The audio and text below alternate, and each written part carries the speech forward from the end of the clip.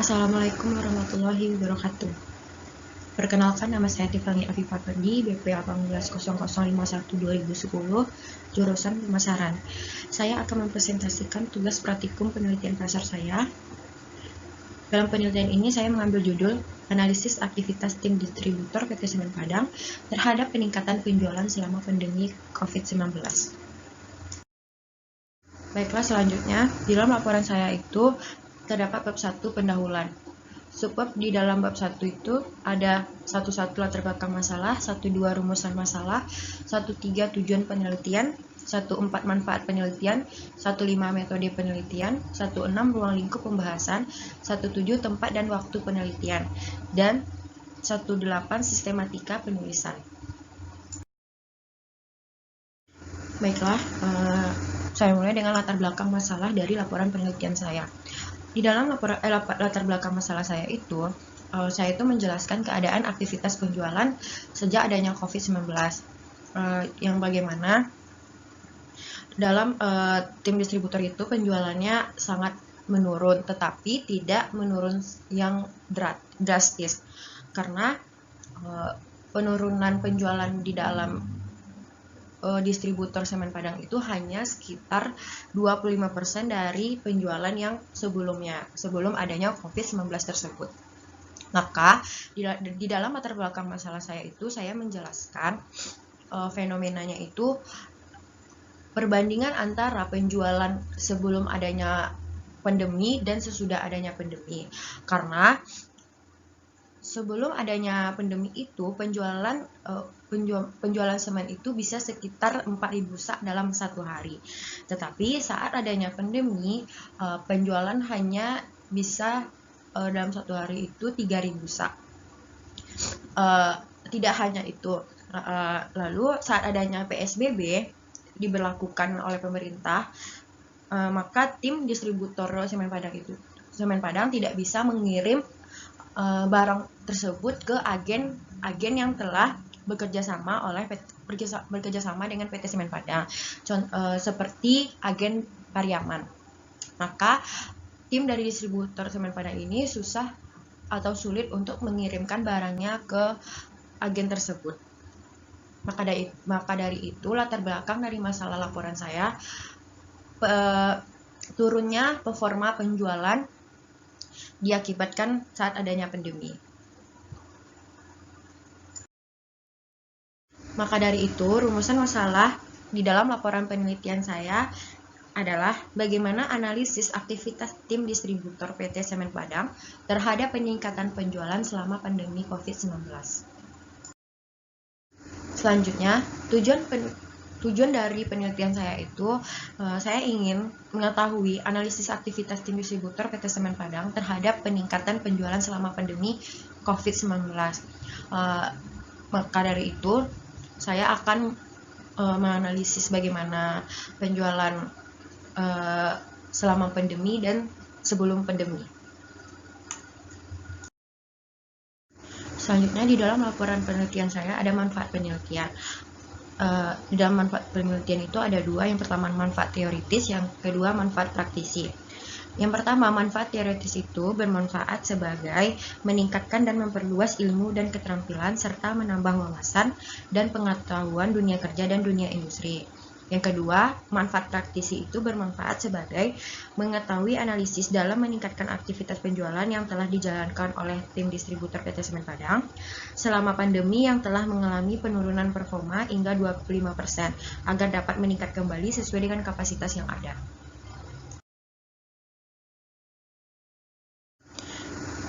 Dalam laporan penelitian saya mengambil metode penelitian observasi, yang mana artinya metode observasi ini merupakan metode pengumpulan data dan mengamati langsung di lapangan. Karena adanya pandemi ini, maka saya tidak bisa turun lapangan. Maka dari itu saya hanya wawancara melalui via online, yaitu WhatsApp,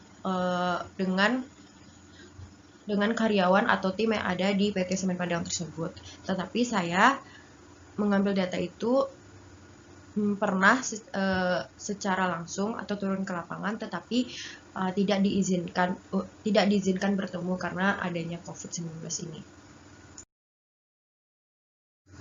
Maka dari itu, ruang lingkup pembahasan dalam laporan penelitian saya adalah untuk melihat bagaimana proses analisis dalam meningkatkan aktivitas penjualan tim distributor PT Semen Padang selama pandemi COVID-19.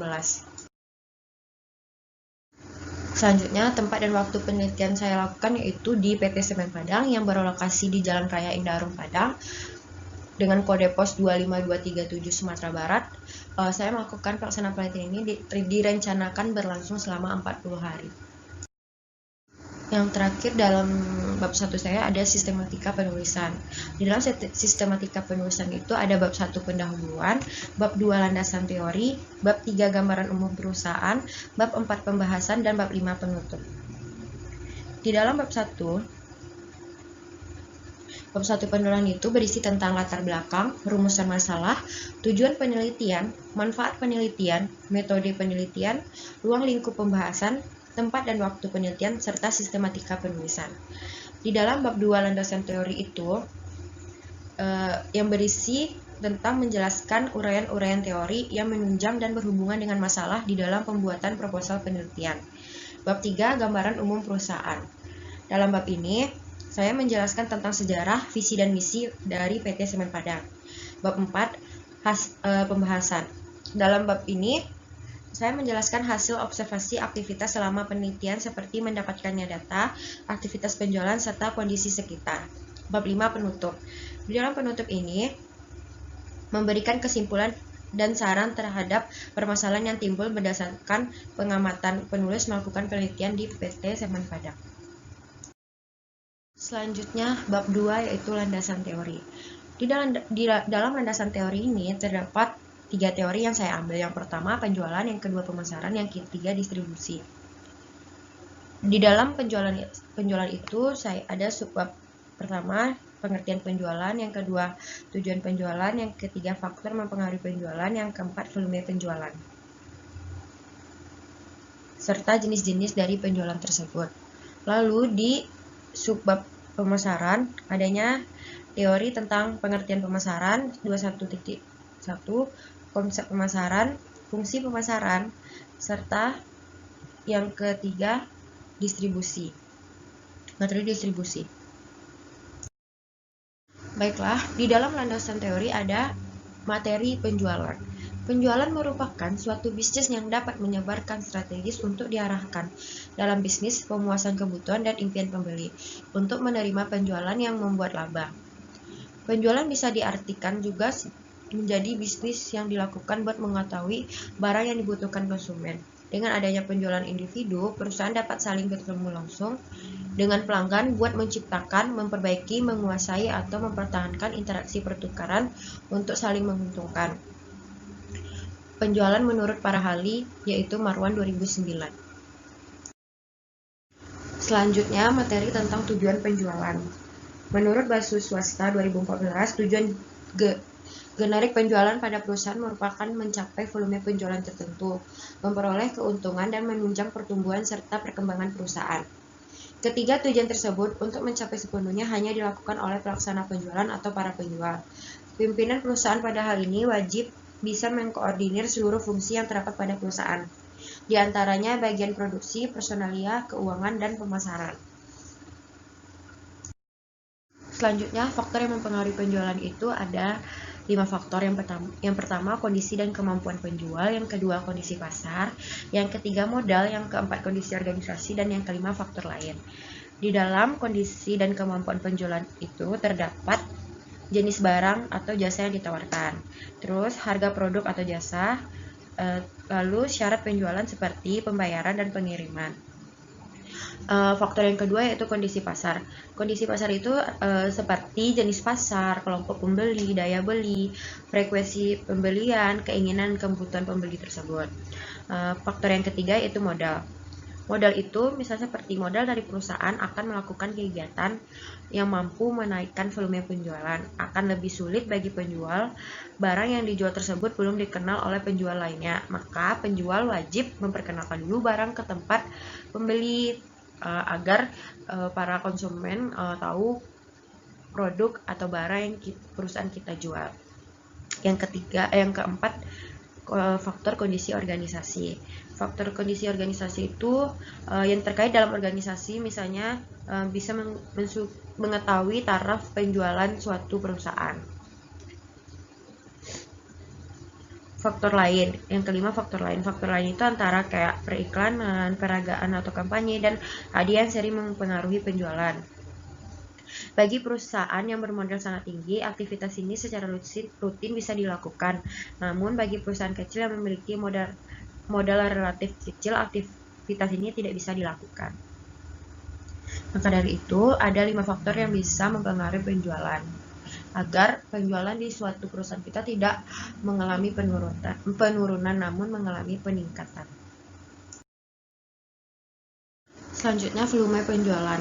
Menurut Kotler 2014, volume penjualan merupakan barang yang terjual pada bentuk uang untuk jangka waktu eksklusif dan di dalamnya memiliki taktik pelayanan yang baik.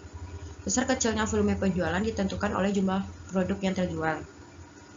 Lalu, ada beberapa usaha untuk menaikkan volume penjualan, seperti produk menggunakan sedemikian rupa sebagai konsumen melihatnya. Yang kedua, menempatkan dan pengaturan yang teratur menjadi produk tersebut akan menarik perhatian konsumen. Yang ketiga, mengadakan analisa pasar. Yang keempat, menentukan calon pembeli atau konsumen yang potensial. Yang kelima, mengadakan pameran. Dan yang keenam, mengadakan diskon atau potongan harga. Itu cara untuk menaikkan volume penjualan. Selanjutnya, materi pemasaran. Pemasaran adalah kegiatan usaha yang bertujuan untuk merencanakan, menentukan harga, serta mendistribusikan barang dan jasa agar dapat memuaskan kebutuhan konsumen. Pemasaran sebagai suatu proses sosial individu dan kelompok sehingga mendapatkan apa yang mereka butuhkan dan inginkan dalam menciptakan dan mempertukarkan produk dan nilai dengan individu dan kelompok lainnya. Menurut Triyonawati 2014. Di dalam suatu pemasaran dikatakan efektif apabila pemasaran itu berarti menyerahkan barang dan jasa yang dibutuhkan yang diinginkan konsumen.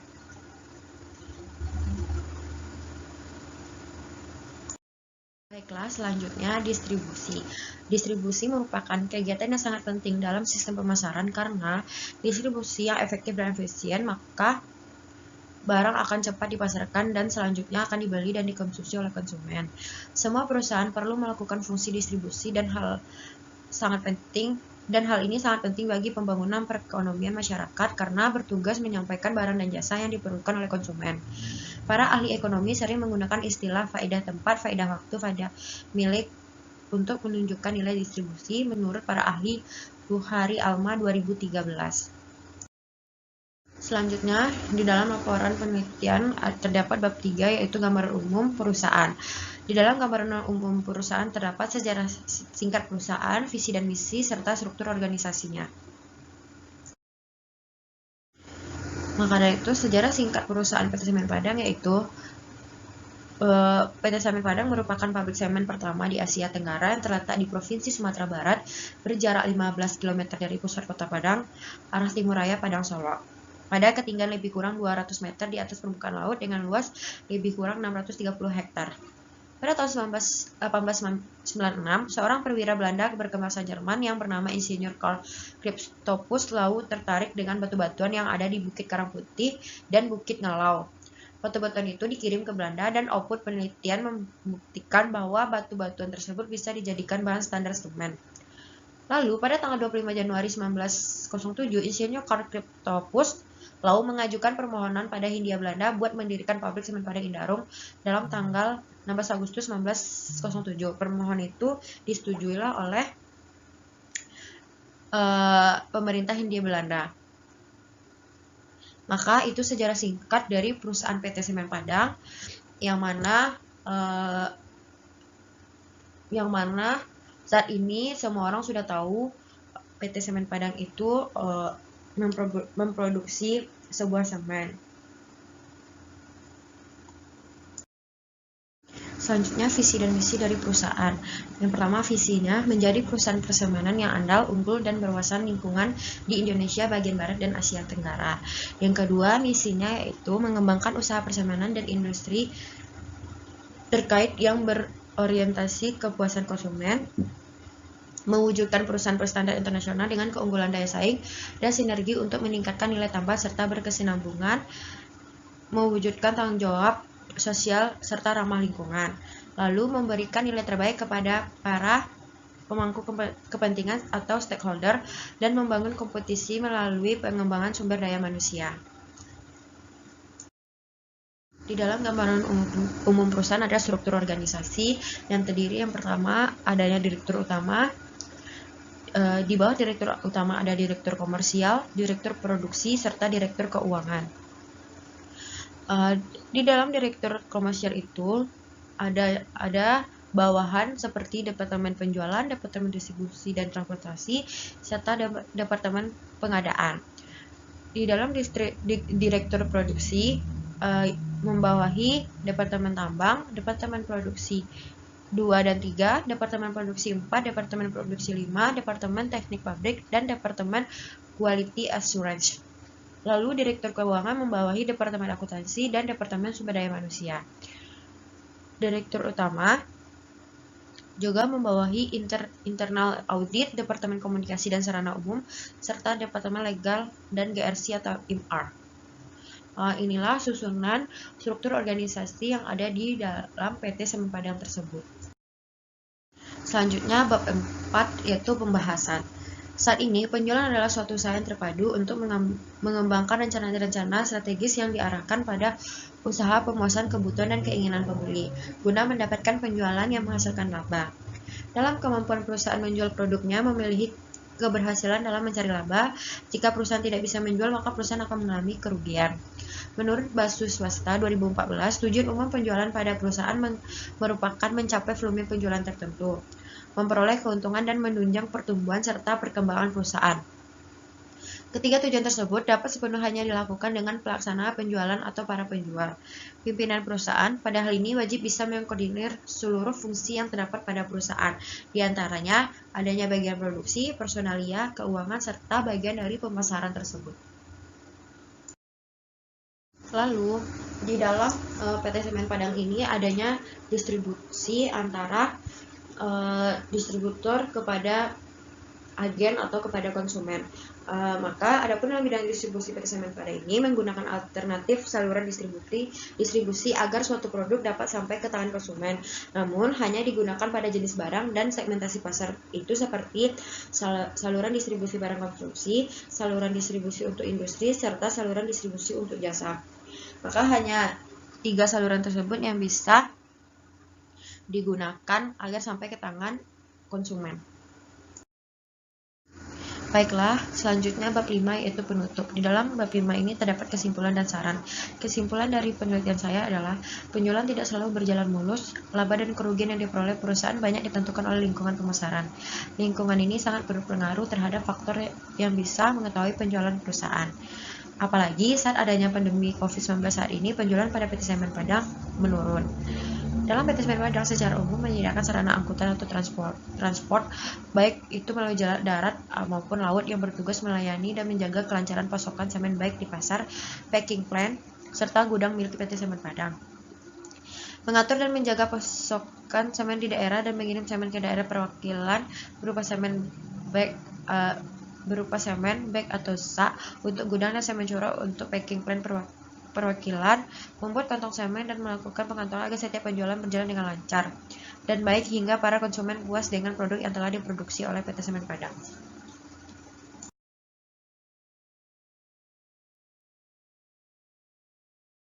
Baiklah, saran dari penelitian saya tersebut adalah untuk perusahaan diharapkan dapat mempertahankan peningkatan penjualan dan saluran distribusi yang digunakan agar pendistribusian yang dilakukan dapat berjalan dengan baik, teratur, dan tepat, serta perusahaan harus lebih efisien dalam memanfaatkan aktiva yang dimiliki dalam kegiatan operasionalnya untuk meningkatkan pendapatan atau meningkatkan laba bersihnya.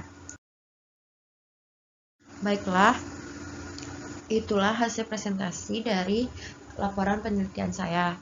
Apabila ada kesalahan atau kekurangan mohon dimaafkan.